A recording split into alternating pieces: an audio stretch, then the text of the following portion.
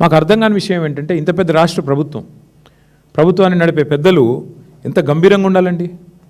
ఒక ఫైల్ సంతకం పెడితే ముఖ్యమంత్రి గారు ఆ ఫైల్ దొరకకుండా పోయే ఆస్కారం ఉంటుందా? ఇట్లా అబద్ధాలు చెప్పవచ్చునా? ఫైలు సంతకం పెట్టి 2.5 ఏళ్ళు అయిపోయిన తర్వాత 840 రోజులు అయిపోయిన తర్వాత ఆ ఫైల్ ఎక్కడ ఉంది అని అడిగితే సమాధానం చెప్పలేని దుస్థితి ప్రభుత్వానికి ఉంటుందా ఎక్కడైనా దేశంలో? ఇవాళ ఆ దుస్థితి రాష్ట్రంలో కనబడతా ఉంది. మాకు అనుమానం వస్తుంది, మరి ఏమన్నా రాను పోను ఢిల్లీ విమానంలో ఎక్కడైనా పోగొట్టుకున్నారా? ఢిల్లీ ఎక్కువ తక్కువ వచ్చిపోతారు కదా, ఎప్పుడైనా ఢిల్లీ విమాన పర్యటనలో ఎక్కడన్నా తప్పిపోయిందా ఫైలు? లేదా FSL అగ్ని ప్రమాదంలో కాలిపోయిందా? లేదా మొదటి సంతకమే మోసంతో మొదలైందా అనేది ఇవాళ తేలవలసిన ప్రశ్న. ఎందుకంటే మీరు చెప్పింది ఏదో సామాన్యమైన వ్యక్తి కాదు.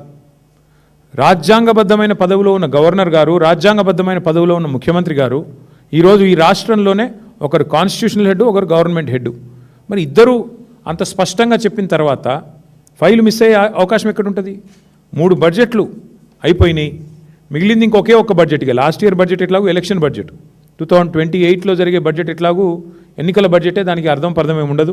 ఎందుకంటే అది ఫుల్ ఇయర్ బడ్జెట్ కూడా కాదు, మధ్యలోనే ఎలక్షన్ కూడా వస్తుంది.